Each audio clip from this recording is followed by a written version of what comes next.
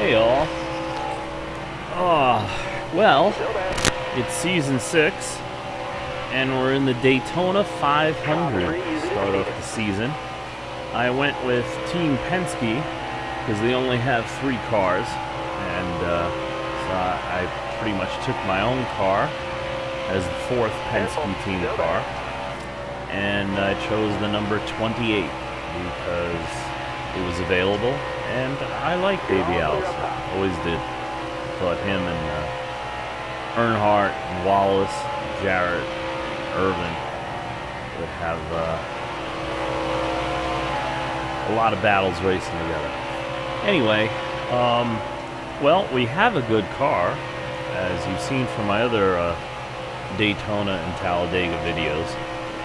This is the same setup I ran in truck and Xfinity. The only real difference is the first, second, and third gearing, which tends to be different between Cup and the other series. You get 500 more RPM in Cup, so you got to treat the gearing just a little bit differently to get the most out of it. And as you see, I just took the lead. Tire wear is good, temps are good, 17 laps to go. I'm like, I don't want to give up the lead.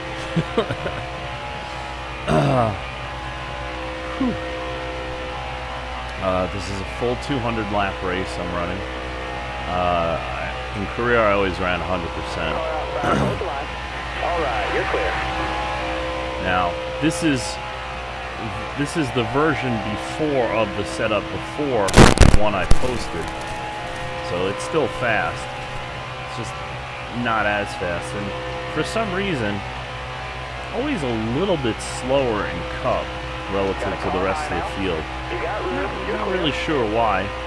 I solved that in the later version setup, but for now, I'm out front. I'm on a 5-star team. Got my own car, and I want to win. As you see, I'm in the middle of both lanes because it's easier to hold them off that way. But in Cup, even though the cars are just a tick wider, yeah, you have to be more precise in being in the middle lane, as you saw right there. If you're just a couple inches one way or the other, then that lane will start to get a run on you.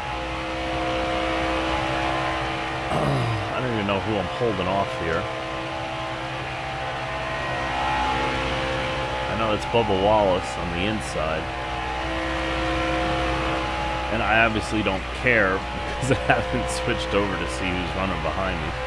Unless, in the race I might have caught who that was. Is that? No, it's a Ford.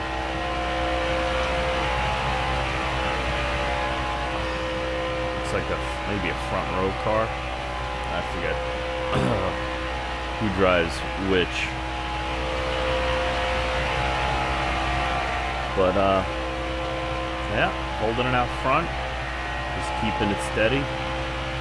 This is the place you want to be, You want to be in control of the race. You want to be the one to set the pace, And as I've said before, you got a fast car when they're not ganging up on you every lap. In Cup, it's a little different. This is kind of like how it would be, in real life. You're not going to have a 10-car length lead or anything like that, at least not more than momentarily.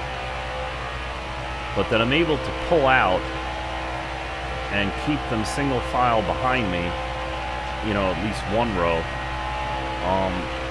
That kind of says I got a pretty fast car, which is cool. But, okay, caution. 13 laps to go, got plenty of fuel. Probably shouldn't have taken fuel at some point. And I'm not taking any chances because it's a lot harder to get through the Cup field, even on fresh tires. So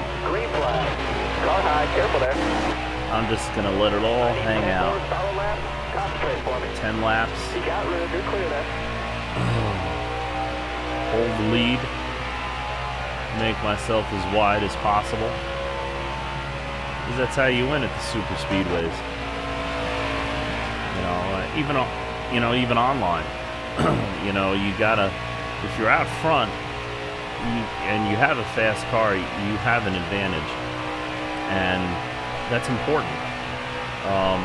Because like I said, you set the pace, you set the tone.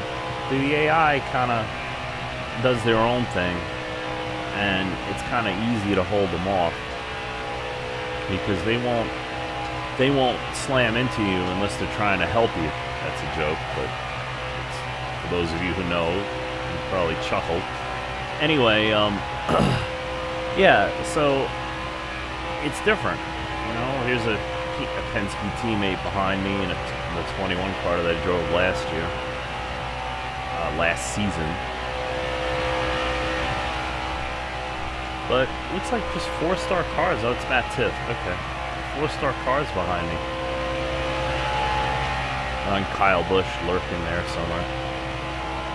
So, here we go. The tires get a little bit worn.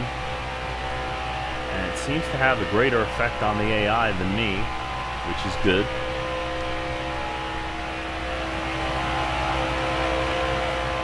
Yeah, so even online, you wanna get out front in the super speedways, and hope that the guy behind you is not to just go beneath the yellow line and try to move you off, kind of thing. Because that sucks. That's not racing. That's like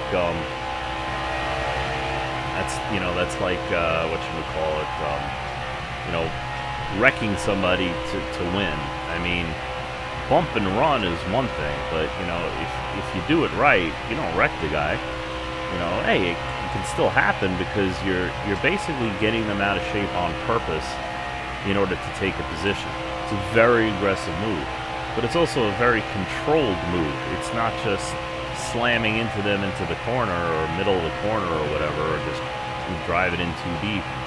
It's understanding where the weight shift is on the car in front of you and hitting them, more tapping them at the right moment in order to help the car, move up a lane.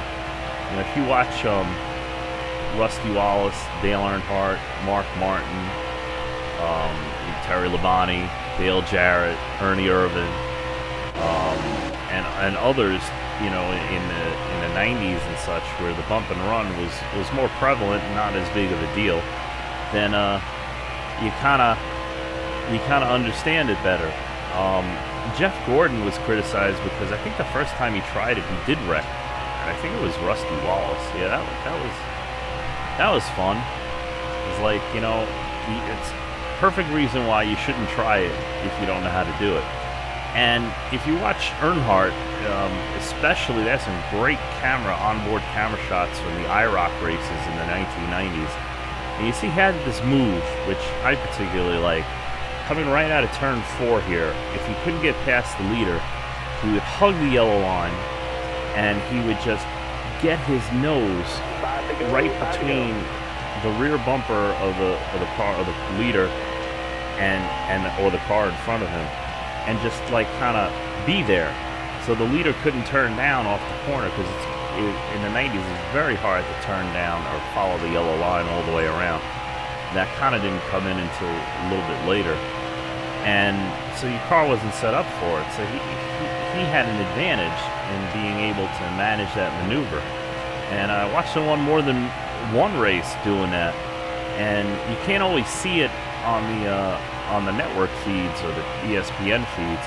But in the IROC race, all the cars had in-car cameras and different camera views and the bumper cam, and you could really see it. There's a couple of good ones in the bumper cam. It's like, oh, so that's how he did it. So he moved him out of the way, but he moved it literally just by touching him at the right spot and just kind of gently tapping. I mean, if you've raced online or offline and you get touched, even a tap can feel pretty violent, but you also know the difference in somebody hitting you, you know, dooring you, trying to wreck you, and somebody just touching, like giving you a boost, you know, kind of thing. So it's the way you do it. So we got 4 laps to go. Coming to the green. We got 4 laps to go, and in the lead still, and I'm like, you know, green, just stay green, and let me get to that checker. So it's 2 laps. Pretty much, if you have a halfway decent setup and you're in the lead, it shouldn't, you know, 2 laps should be no problem, especially against AI. Online, totally different story.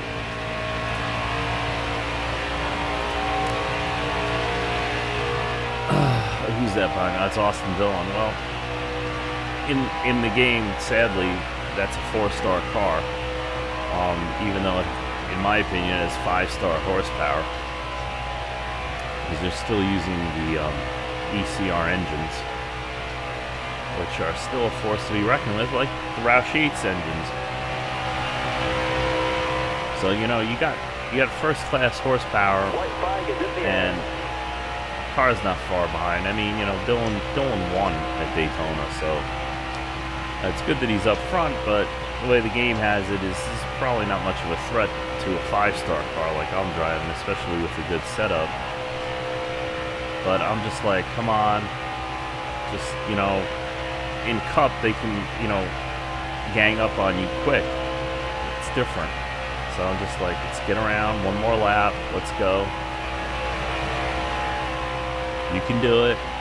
Just, you know, keep your eye on the mirror, keep your eye in front, keep your eyes all around you. And here's usually the part that, you know, they get you the most, but I'm not going to have an issue. And that is the Daytona 500. 200 laps. First win of the season. First win at Daytona in Cup. Yep, here's my pathetic attempt at a burnout, because I never do burnouts. And for some reason, the Cup car does not feel like the other cars in a burnout. It's a little strange. This should have been much more dramatic and blah, blah, blah. But no. And I blew the engine. Yep, couldn't start it. I blew the engine. I actually blew the engine up. Never did that in a burnout before. It's like, okay, no problem. Yeah, I'm trying to start it, but it just won't do anything. So, we dominated at Daytona, as you can see.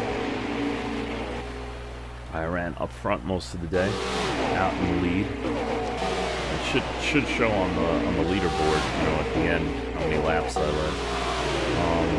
I was tickled. It was just a really, really nice day. It's an interesting paint scheme on the car, you noticed. When I first picked it, I didn't realize it was asymmetrical. But that's okay. I think it's radical, cool, kind of fits. Not exactly what I would have chosen, but, you know, I'm living with it for now. Yep, first stage win. Pitting is a little different in Cup. It seems to be more competitive, and so you don't always go in the same, you know, come out the same as you do when you hit the 100% on all the team stuff. And I'm on a team, so I don't really have control over that. I guess maybe they randomize it a little bit more, because on my own team in Cup and Xfinity, it seems to be a little bit more consistent, you know. Usually pick up spots too, so it's just a little bit more realistic, I guess. Because, you know, stuff happens. Yep.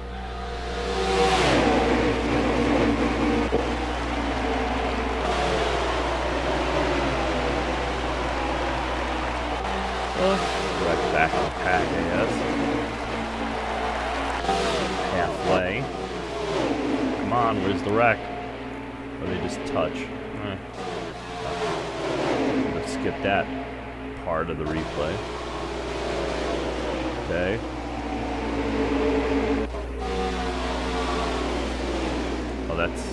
that's trading paint. He bump drafted. Okay. Now this was weird. Yeah, they have to fix this. This is a little bit of a glitch. Pull down in front of the really slow cars out of the pits doing 200 miles an hour. Yeah, it's a good thing there wasn't a caution there, because that probably would have hurt me. So I'm on the second stage. Long stages in Cup, with a pit stop in each. And then 80 laps to the finish.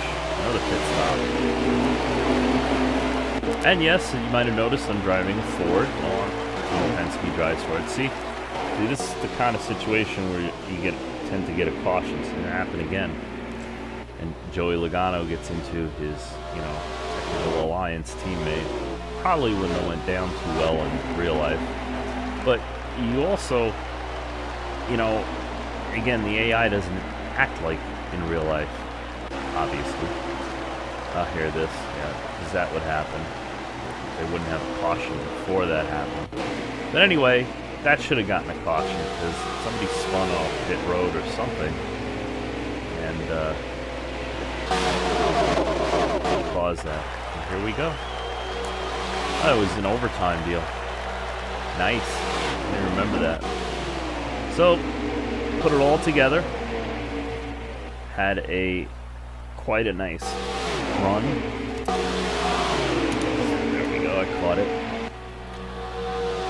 Won everything. All the stages.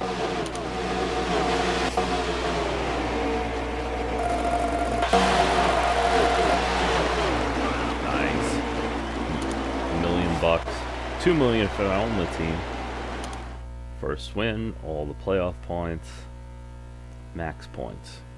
It's a way to start the year off. I let this one run a little bit because it's the first time you really get a good look at the car, even though the rendering could be a little bit better.